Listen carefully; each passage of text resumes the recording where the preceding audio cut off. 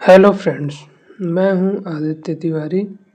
आज की इस वीडियो में हम अस्थमा, जिसे दमा भी कहते हैं, साथ ही सांस से रिलेटेड बीमारियों को ठीक करने में प्रयोग में लाए जाने वाली टैबलेट, सिरप, इन्हेलर, इंजेक्शन, इन सभी के बारे में इस वीडियो में हम डिटेल में जानेंगे। इसका प्रयोग हम कैसे करते हैं और किस कॉम्बिनेशन में इस दवा का प्रयोग करते हैं, यह सब इस वीडियो में हम डिटेल में जानेंगे। इसलिए इस वीडियो को अंत तक ज़रूर देखें, जिससे इन बीमारियों की ट्रीटमेंट के बारे में आप डिटेल में जान सकें। सबसे पहले ब्रोंकोडिलेटर कैटेगरी की दवा के बारे में हम जानेंगे, जो डॉक्टर्स द्वारा ज़्यादातर प्रयोग में लाया जाता है। इसमें सबसे पहले सॉल्बुटामॉल मेडिसिन आता है। इसका सबसे पॉपुलर ब्रांड नेम अस्थालिन है। इसकी टैबलेट 2 मिलीग्राम तथा 4 मिलीग्राम और 6 मिलीग्राम की स्ट्रेंथ में होती है तथा इमरजेंसी में सैल्बुटामॉल का इन्हेलर है। इसे हम इमरजेंसी में ही प्रयोग में लेते हैं और एक बार लेने के बाद 5 मिनट के अंदर ही अपना एक्शन शो करने लगता है।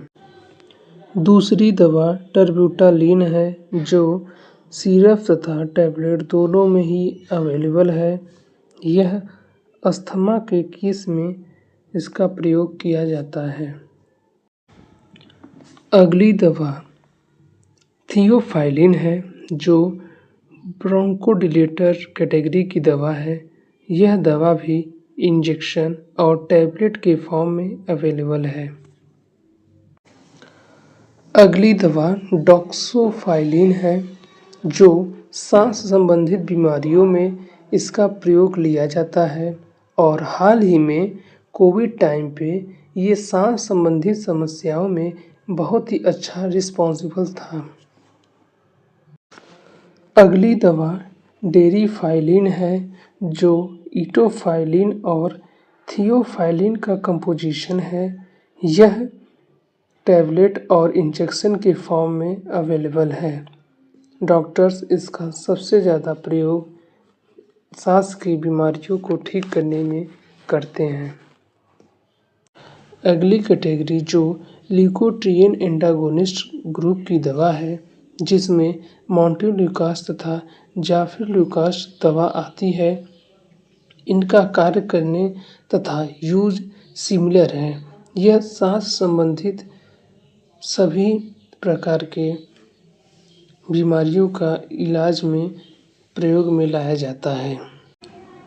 अगला कैटेगरी कार्टिकोस्टेरॉइड है, जिसमें बेक्लोमेथासोन दवा है। यह कई दवाओं के कॉम्बिनेशन में भी आता है और सिंगल साल्ट में भी अवेलेबल है। अगली दवा ब्यूटीसोनाइड है, जो बेक्लोमेथासोन से अच्छा माना जाता है। जब बेक्लोमेथासोन काम नहीं करता है तो ब्यूटीसोनाइड का प्रयोग हम करते हैं।